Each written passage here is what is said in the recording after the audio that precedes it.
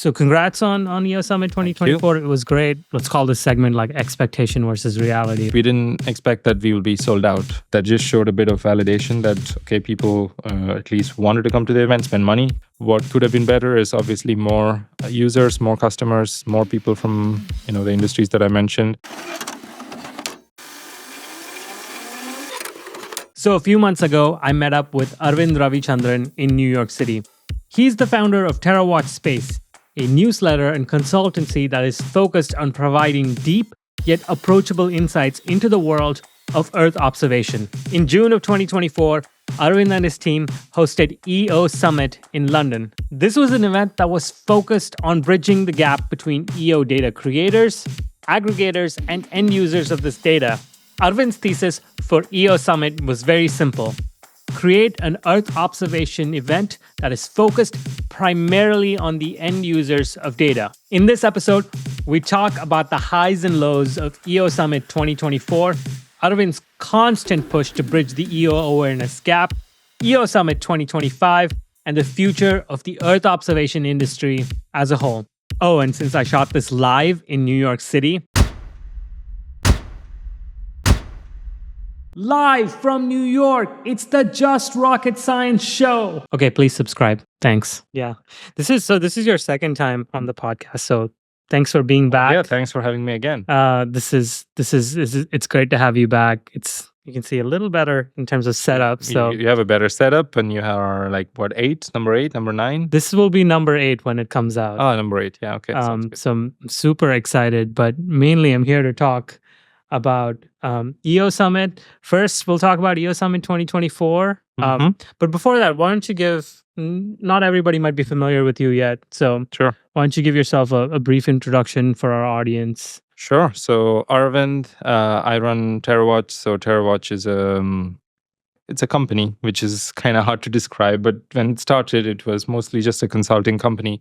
And then it kind of evolved into providing some sort of market intelligence through the newsletter. And we'll have a market report coming out soon. And then it evolved into events. So it's right now, Terrawatch is essentially a kind of a go-to resource for all things Earth observation. So consulting, that's how it started. So a lot of commercial strategy, go-to-market, market analysis, due diligence, and strategy work. And then market intelligence is primarily through the newsletter. It's a weekly newsletter that talks about the Earth observation market and the different trends and analyzing the market. And then we are kind of having a new product on the market intelligence side, which is the market report, the state of EO report, which is going to go deeper into, really what's the state of the EO. So if you're someone who wants to understand, what's going on in EO, who's doing what, where's the market going, then that report is coming out in the next couple of months. So It's the first edition of that report? Is that the first edition? Yeah, it was basically just people have been kind of sending me messages and asking, what does the adoption look like? What are the main use cases? Who are the main players? What are the satellites launching up in the next 3-5 years? So there are some general questions that people would want to know. So when I say people, it's also the folks within the industry, but also like investors, but also folks in banks, insurance companies, etc., who are interested in using data. So it's just really an overview report which goes into a bit of depth, more so than if you read the newsletter, for instance. So yeah, that report's coming out soon. And then the last category is events, and we'll probably talk about the event. But yeah, again, it started kind of serendipitously because I realized that we needed to kind of have an event where we bring a lot more users and not have an event where it's just a bunch of people meeting their old friends and just, having an event for the bubble, so to say. So, that was kind of how EO Summit started, and now it kind of went well. I thought you were there. So the feedback was good. And I think it was the first edition, at least, was more of a POC, like a validation of an idea. So if you put a bunch of people who come in from different industries in the same room, the common theme being Earth observation among them, would they talk? Would they get along? Would there be a fight? Would they get bored? None of that happened. So it worked out. So we're proceeding with more events. I can confirm that there were no fights at EO Summit 2024. Nobody knows next year in New York City. So there'll be a brawl. Yeah.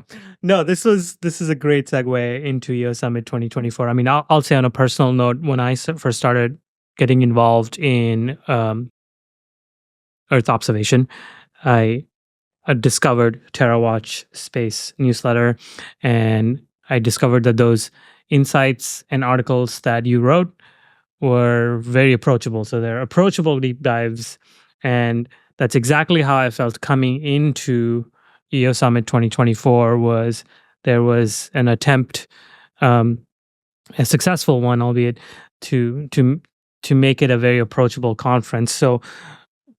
So congrats on EO Summit 2024. It was great. I had a blast. Thank you for making the trip all the way from the West Coast. I think there were like about 30 odd, 40 people almost who flew in from the US. And I think there were like 4 or 5, because I went through all the attendee list. I think I know most of the people who came in, because, we printed the badges and all of that. So I think there were like 4 or 5 people who did the long trip from the West Coast. So you were one of them. And then there were a few people who came in from South Korea, Japan, a couple of people from Australia. So maybe they probably win the longest trip prize. Maybe, yeah. But yeah, so thanks for making the trip and also supporting during the event. So it was my pleasure. I learned so much in just being part of a community that is very accepting of different people coming into the industry. You know that I'm not directly part of the EO world. I build the satellites that take the pictures, but I don't necessarily take the pictures and analyze them myself. So being curious about that was very helpful. So let's go a level deeper, though. The general sentiment of EO Summit was, we love it. This is a great event. But then let's talk about one level deeper. What did you sort of see? Let's call this segment like expectation versus reality, right? Like you expected something about how a certain part of the summit would go, but then the reality was surprisingly different or unsurprisingly different. How did you feel about something specific there?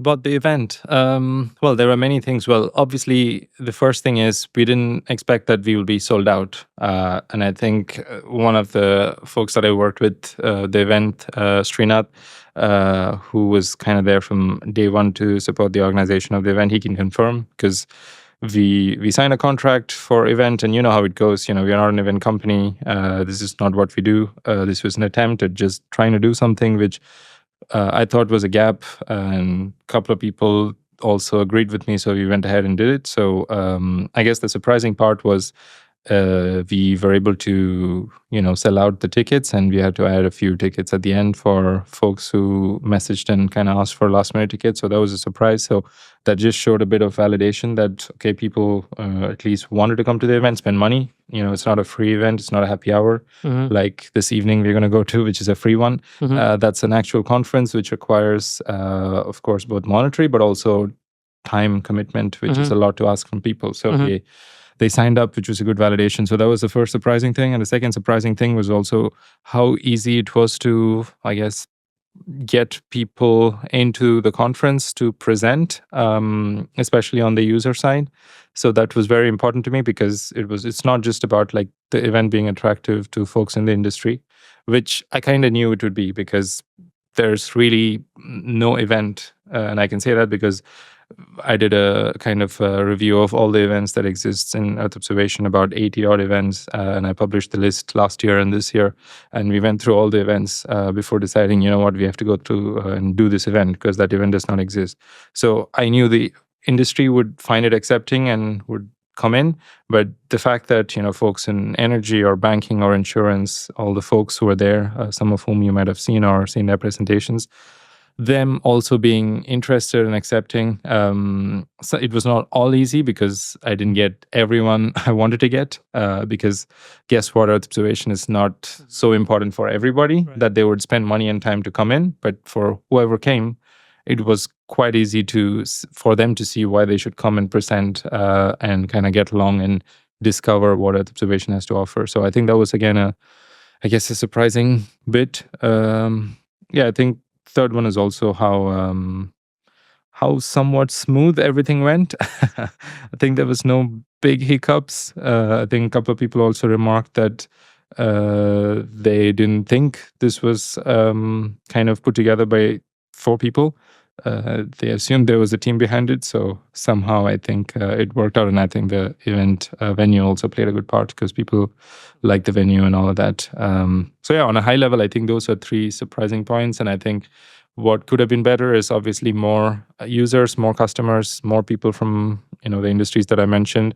But I think I can't kind of beat myself for that too much because it's the first edition, and I think it'll only get better. And I also think somewhat it's also representative of where Earth observation as an industry is today for adoption in terms of for the commercial use case. I'm not talking about defense because obviously, as you noticed, there was no defense focused in the event, just purely because there are enough events focusing on defense. So I decided not to focus on that. But at least the kind of people who came and the kind of people who didn't want to come actually reflect where the industry is today, in my opinion. Not completely, but the fact that for some of them, it's not really that interesting that they refused their participation, even with a complimentary ticket, which we gave them, whether it's an insurance or bank or energy, they didn't want to come. I mean, obviously, they were nice about it and they said it's not interesting for us or they couldn't get the budget or whatever to travel. But for me, that shows the state of the industry, because if this insurance company or this agriculture firm or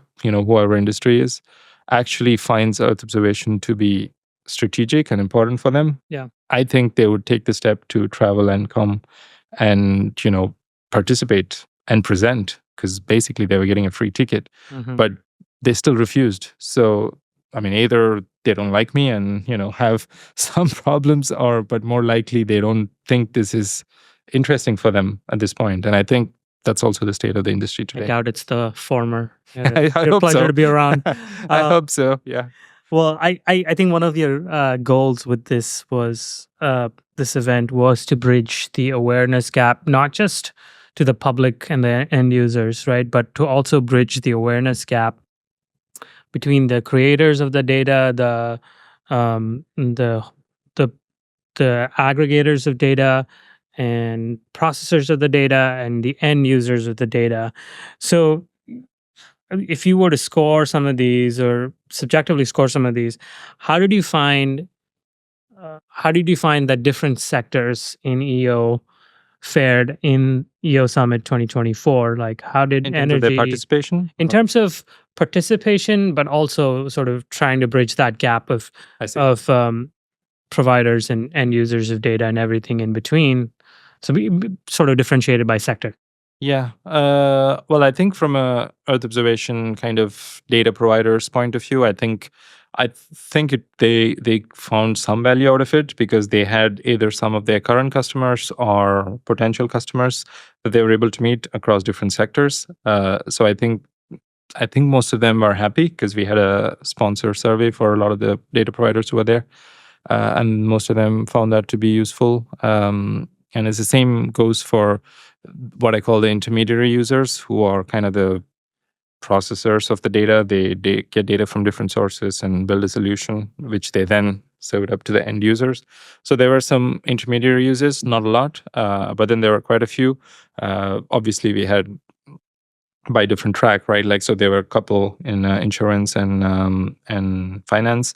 So there were a few who were there, and I think they happened to meet some of their, let's say, their fellow competitors slash folks who are trying to do the same thing, like, same kind of firm, which is doing insurance claims assessment or flood mapping, etc. So there were a few companies that were represented from that sector. So I think that was good from that sector's point of view, and same with agriculture and forestry, which is one of the more traditional sectors where I think there could have been more participation, from my opinion, but maybe it's probably on my side to kind of go and push harder for them to come and attend, because that's a sector that is not new. They've been using remote sensing for decades. So for them, attending such an event is probably not unusual, as much as it's for insurers and banks who are just starting with that. So there could have been more from that for the agriculture and forestry folks. I think the energy sector was quite well represented, because I was pretty happy that there were three main large energy companies in, I think it was Chevron, Shell, and Total Energies that were there. So I was very glad that those end users were there in the table, because the two others, we didn't have many end users, meaning many big insurers or big banks or big agriculture firms. But then in the energy sector, I think that worked out pretty well. But I think it's also to do with energy is not being new user. They have been using this data for forever, because they've used different sorts of remote sensing, in situ, drones, satellites, aerial, etc. So to see that participation is also good. It sounds to me that there is enough incentive for end users to come be part of these events. There is some incentive for the guys in the middle to be part of these events. But what's lacking there, do you feel? Or did you feel after EO Summit 2024, where you were like, providing free tickets, but that didn't happen to be in the budget? So what, or whatever the reason be, where do you think it was lacking to make that leap? Yeah, I think it's mostly to do with, it's the first event. And I think that played a part, because people have no idea. They have a website, and I think they have the name of Terrawatch. That's about it. So everyone who came, I guess most speakers who came to the event, most sponsors who came, I know all of them. And, I had their emails. I didn't have to go and send a cold email to many of the sponsors or the people who came to the event. So the kind of addressable market, if you will, of the event was limited to who I know and I have in my contact, and who would trust me and come and make a presentation or participate in the event. So that's not really a problem, but I think that was just more like how I decided to go about doing the event. I could have gotten in and invited more people, but because, as I said, this was more of a validation event, because that is going to happen in next year's edition in New York. Yeah. I know of a few people who I don't know, but I know they use Earth observation data. They can be a bank, they can be an insurance company, they can be intermediaries or end users. But I'm going to go reach out to them because I have something to show. It's like, this was EO Summit. You can go have a look at the program. This is who came. This is who presented. These are some testimonials. And yeah, you can come and present what you have. So I think that is pretty solvable in the next edition, because you have something to offer, or something to show, sorry. And I think, like I said, end users, they have an incentive, but it needs to be important for them. Like, if you as an organization would not spend, a lot of these enterprises have what they're called, training budgets, or because these folks who are interested, maybe they're in innovation, or maybe they are like remote sensing people who are working in these organizations. It's not part of their job. Their job is to build stuff, or their job is to go and find new technologies to get into their enterprise. So it needs to be important enough for them to make the leap of, even if it's someone coming in from Boston and I have to take a train to New York, or, someone taking a train from Paris to London, why would they want to do that if it's not interesting? And I know that because I was working with 3 or 4 Fortune 500 companies at that point who I gave free tickets to be like, I'm doing an assignment where I'm telling you what the state of the market is. But this is really point of the conference. Here are some tickets. Do you want to go attend? They were not, because the point of the exercise they were doing with me is, what is this Earth observation market? Do we need to care? How much do we need to care? So unless they are all sold on that, I don't think they would go and attend. And I think that point will still stay for maybe a couple of years. It's already getting better. Because, if you're an insurer, you have to start thinking about different source of data to, I guess, make your models better. Or if you're in agriculture, you need to start looking at your supply chain risks, where there are water risks around the world, what kind of impacts you can have for your business. So you need to probably start reporting. In Europe, you need to start reporting deforestation.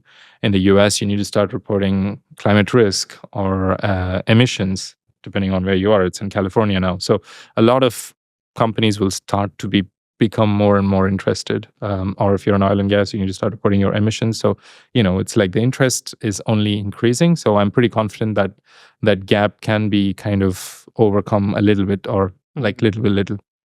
So in the spirit of overcoming the gap and getting more users into these conferences, did you see the first summit of the first EO summit? Did you see it as primarily a B2B? Okay. Yeah, that was a conscious decision. I think one of the complaints / feedback from some attendees, but also some sponsors, was we didn't see much government. And that was more of my conscious decision, in the January, February timeframe, to not go ahead and get a lot of government folks in, just because of the time and the uncertainty associated with it. But then, as if to prove my point, we did involve 3 government representatives for EO Summit, and all 3 backed out 1 week before the EO Summit because there was UK elections, and all 3 of them happened to come from the UK. And because they're not supposed to go and speak representing government during election campaign period, they couldn't come. So it was tries to prove my point, good job not inviting more government people, because you would have ended up with probably an empty panel. So, but then, we found kind of a last week replacement. So it all worked out, but that's why we are kind of evaluating actually right now. And I was just having a call with someone to see if it would make sense for an EO Summit government edition, because the focus is different, the priorities are different. Obviously, depending on the country you're in, the sector of focus or interest is different, especially civilian point of view, because defense is another conversation. So we are kind of evaluating a EO Summit government edition, but then already on that point for EO Summit next year, we're kind of again evaluating the potential of having a government track, or kind of a state and local federal track, where you can invite someone from the New York City, who I know someone there who happens to use Earth observation data today, and I know folks in DC, in New Mexico, in California. So there are a couple of people in government who, again, I don't know about their willingness to participate and talk about it, but I know their adoption is there, and their interest to get more data is also there. Yeah, so there's the B2B track and there's the B2G, business government. Is there a B2C track ever? It depends on the kind of companies that we're going to have, right? Because and I don't think they probably got as much attention as they should have. Maybe it was up to us because we didn't promote enough. Well, really, we were a team of 3, so there was not much promotion going on. But there was a company called Ecosia that was there at EO Summit in the climate track. And Ecosia is a search engine. I don't know how many people know that, but they're a search engine. So for every search that you do, they have some reforestation and afforestation initiatives. So they are they're kind of European, of course. So they are quite big in Europe. So I don't know how many people noticed them or saw them, but I, had a chat with them and how they are using Earth observation, because, their business model is based on if someone is actually planting a tree or if vegetation is changing or not. How do you do that? So it's like Earth observation is like fundamental to their business. So they're there. So it really depends on the kind of business. And I think in New York, I hope to have someone from the First Street Foundation, or they're now just called First Street, First Street. So, they're all having some B2C or some things that are more, I guess, affecting the consumers more so than businesses. But yeah, we don't have many such applications, I think, today. I think the most successful Earth observation application is weather, and that's the most B2C aspect of the industry today. But otherwise, I think we don't offer so many applications. So yeah, so that was that was my thesis coming in to EO Summit 2024, is that's what I was most interested in seeing, the B2C aspects of and capabilities of Earth observation. I enjoyed seeing the wide array of applications from insurance and finance and climate, especially. Saw a lot of hyperspectral folks like Kuva Space out in Finland have some interesting applications with hyperspectral technology. Pixel, of course, from Bangalore. I certainly would love to see more B2C folks like First Street come in and showcase end user solutions. Sci-Fi, I'm lobbying Luke Fisher if you're watching. Come to EO Summit 2025 in New York. Yeah. Well, I hope they do because I mean, I know Luke and I know the Sci-Fi team for a long time, so it's just about timing, and I guess I'm sure they'll be there for. I think they make a wonderful B2C product. Sci-Fi, I certainly use it to get open data images. Sure, yeah. But also, I think it's also to do with the industry itself. The industry is not going to be very B2C, unless it's really required, because the most successful B2C application, like I said, weather, nobody knows that it comes from satellites. So that is how the best case scenario of Earth observation is for me, that people wouldn't know that it came from satellite or what satellite. And I have done a small survey of like people who I know, even within the industry. Can you name one weather satellite? Yeah. Or, sure. If you know one, maybe can you go one more? One European, one, like one American. A lot of people cannot because they don't care. But then a lot of their forecasts, or I guess almost all of their forecasts that they see every day, morning waking up. I don't know any GPS satellites, and I think I've worked on solar arrays for a few. So exactly. So I don't know where I get my phone signal from. That's why it's B2C is kind of going to be a harder one. But I think there will be. I think it's more to do because if you watch CNN has air quality updates shown on their TV every hour, and it's from the Copernicus program. And I think thankfully they also advertise it and show that it's from Copernicus. Yeah. But when you look at air quality before you go for a run, would you really think about Copernicus or like the satellite program? Probably not. So I think that's how it's going to be. It's more going to be in the background. Also, they are probably not going to pay to come and learn, to be honest. With EO Summit, there were 3 or 4 people from the press who, asked they would want to come, which I thought was interesting. And they did show up, meaning the interest is growing. And I think with the event happening, we're doing a small side event for the New York Climate Week in about a month's time, so September. So it's really just, again, I mean, I know the New York Climate Week, and if I was smart, I should have planned for it, like right after EO Summit. But I knew Climate Week happens every year, and it's a big thing. But I never really thought that there should be a EO session. And there's a publication called CTVC. They publish the list of events for that happens during New York Climate Week, and I went through the list, and I saw that there was not many, or 0, that looked at anything to do with satellites or Earth observation, and I was just a little baffled. And then at the same time, a couple of people messaged me and said, "Oh, it looks like your summit went well. Do you plan on doing something for Climate Week?" And then another one said, "There's not much representation for EO during Climate Week. Do you plan to do anything?" And I was like, "Oh, this is crazy, and shouldn't be that like that." So we kind of scrambled, and we are putting together a small side event, like a 3-hour event where we have a couple of panels. We have some interesting folks coming up for that. So it's going to be for EO for 3 panels on 3 topics. So EO for greenhouse gas monitoring, EO for carbon markets, and then EO for nature and biodiversity. So 3 panels with, again, pretty much like EO Summit, bring a combination of data providers, users, and because it's climate, also try and see if we can get a regulator or kind of a funder, nonprofit, philanthropy in a mix. So that's the directions we're going for panelists. And it's also a perfect opportunity for folks at Climate Week, most of whom might want to know a little bit more about what's going on with satellite data and how satellite data can help their project or whatever they're trying to do. So it's a perfect forum for kind of educating what satellite data has to do. So it's going to be a very kind of high level, but educational, again, for those people who attend Climate Week. They can be in finance, they can be in nonprofit or government, whoever they are.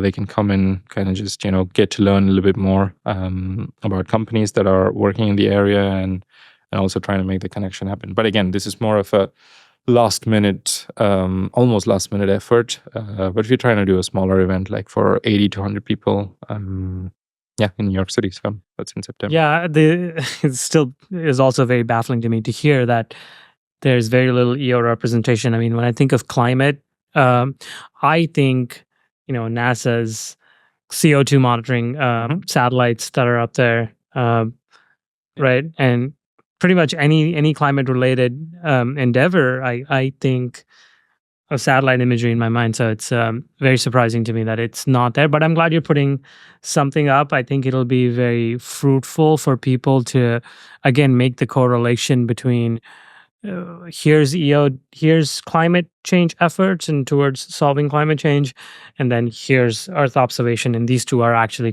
more interconnected than you know. So you need to put, more importantly, money towards these solutions to making it better. And I also think it's just it's the pathway for EO to become mainstream. It's these are all kind of steps that need to be taken. Again, it's not going to be as interesting as another event that I want to go participate in that kind of talks about climate financing, or it talks about, I don't know, regenerative agriculture or whatever. So, but all of them will have EO as kind of somewhere in the background. But it's not going to be, in the front and center of things, because they're going to be people who want to present, new practices for sustainable agriculture or for deforestation and conservation efforts. But then it's somewhere going to be in the background. But I think this event is just trying to make it come into the foreground. And I think the interest is also to educate, like I said, because a lot of people here who are coming, they just want to know. And I expect those are the kind of people I expect in that event. So switching gears to EO, the industry as a whole, what are some things you're looking forward to in Q4? Because we're in Q4.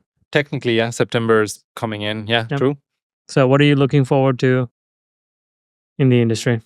Was in one quarter, what can you expect? Well, another transport emission for sure. That's that's the only guaranteed thing these days. Well, if all goes well, I think they had a minor hiccup, but all goes well. So there's going to be another transportation mission, which is going to be good because it's always a milestone for the industry, because there'll probably going to be some new satellites, first technology demonstrations, countries first satellites. So some milestone all the time. I think albedo is going up soon, or 2025, I think. 2025, okay. I think so, 2025. And that's good because it's 10 centimeter imagery, right? Correct, So, I think there's obviously going to be new satellite launches. I'm looking forward to a couple of, I guess, mergers and acquisitions in the industry, which are going to be, always interesting, but then they always tell a story. It's, someone's undervalued and sold out, or overvalued and actually had a successful exit. So I know of a few that are kind of in the background going. So I think that's going to be good for the industry, because over the last, not just 3 quarters, but also the last couple of years, things have not been rosy, so to say. Investments are starting to plateau and actually starting to go down. If you just look at Earth observation as an industry and don't look at it like, the entire value chain, where you also include an insurance investment or agriculture investment, without counting them, if you just look at Earth observation, it's, I think, peaking and plateauing as we speak. So companies need to get more customers. Companies need to have more of their business cases validated. So I think it's going to be interesting to see if some companies manage to, I guess, get a bunch of new customers. Or when I say get a bunch of new customers, for actual long-term contracts, as opposed to 3-month pilot or 6-month pilot, because that's the only thing that's going to move the industry. So I think that's more from the M&A standpoint. From a company standpoint, obviously we'll see if companies start to, I guess, change their data policy. Again, I'm not too convinced about that, but if we see more open data come into the mix, obviously that's going to be useful. And I always talk about also companies having to have a lot of their data to be interoperable with the Landsat and Sentinel. So if that happens, most companies already do, but then if that happens, that'll be even better.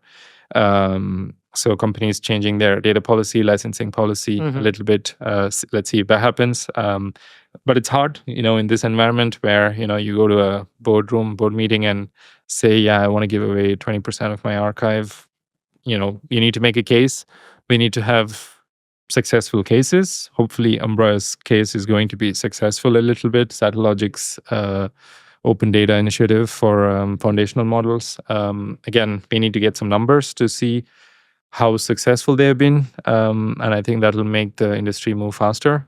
Because if Umbra did it, and then Logic did with the foundation model, so we're starting to see slowly some movement on that front. So I think we'll see. I mean, I don't know if it's going to happen, but if it does, and maybe one more provider kind of signs that up, or I guess publishes their pricing or makes things more accessible, it's one step.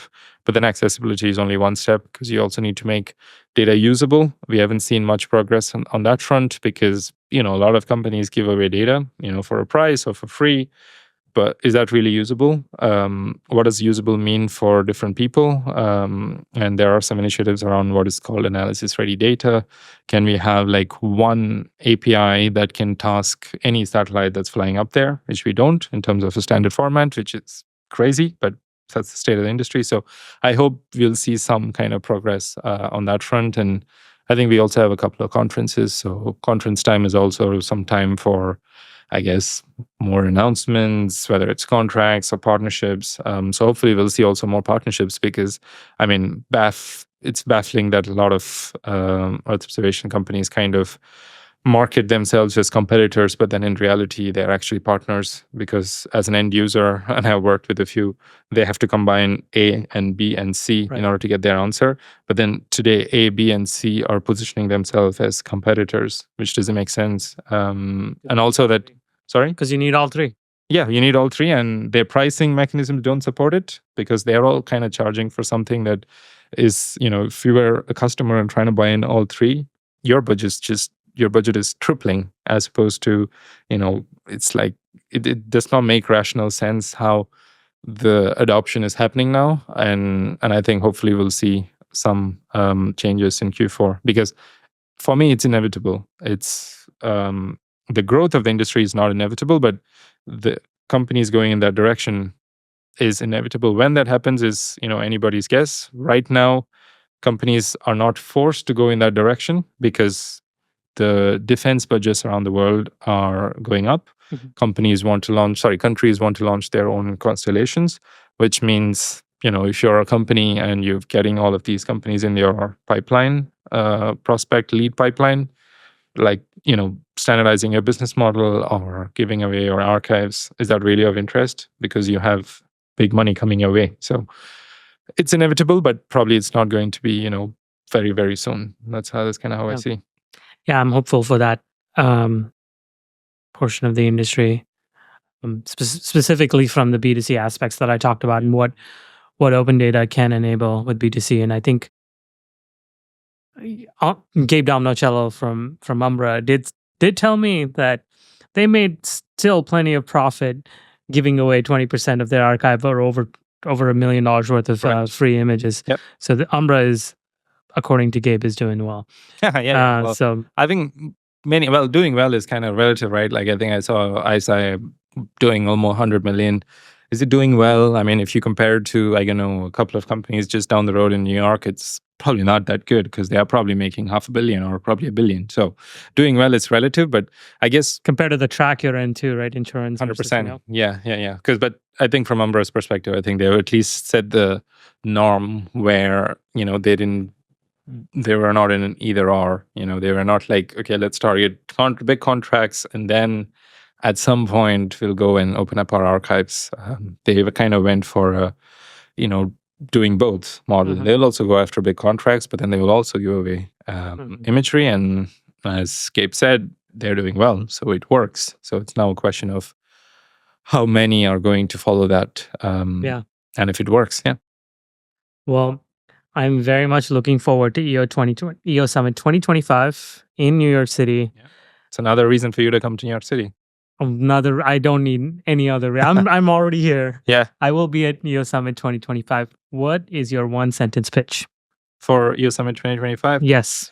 Come and meet people that you've not met, being in the industry, however long you've been.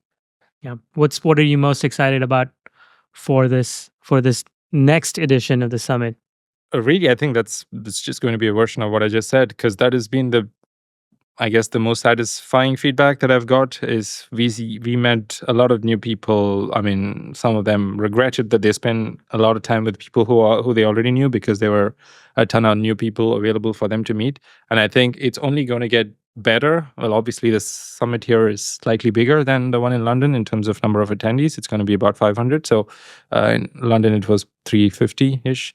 And so there's going to be more people. And I think that's also the promise. The promise is also there's no need for an event that's just going to bring together the people who are already just met 2 months ago in another conference or can just call each other and talk. It's about meeting people from the outside the bubble, as I say, and trying to educate and also learn from them, because a lot of the Earth observation industry's challenges comes from building and then trying to see if that actually answers someone's problems or not. So the goal of the event is also to kind of go and validate if the direction that they're going, the product they're building is actually in response to what people want. So it's an opportunity for them for the industry, for the satellite data providers to kind of validate that. So that's probably what I'm more excited about, because I'm also part of that mix to see what comes out of the event. And hopefully in a couple of years' time, I can start tracking some metrics of, this company actually met this end user or this new, user at EO Summit, and then somehow that translated into a contract. So that's the hope. There was an action coming out of the Yeah. the event. Correct. Yeah. That's the hope in a couple of years. Yeah. I think that's a very positive note to end this on. So I'm very much looking forward to EO Summit 2025. I'll be there. Make sure you subscribe to Terrawatch Space. Make sure you subscribe to this pod.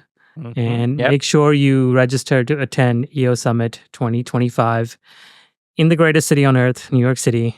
Sorry, LA. Brilliant. Yeah. Thanks. Thanks, Aravind. Nice chatting. Thanks for watching this episode for Aravind. And as always, since you stuck around, here's a post-credits scene. Oh, that's awesome. So I'll say it again for the cameras. Welcome to New York City. Thank you. Hope the But city's... you're not a New Yorker. I am not a New Yorker. I'm a wannabe New Yorker. I live on the West Coast, but I love New York City. New York City is awesome. And it's one of my, I think I've said this to you personally before. It's one of my favorite cities in the world. I love coming here. There's so much energy and enthusiasm about so many different things. And every time I come to the city, it's always that same feeling.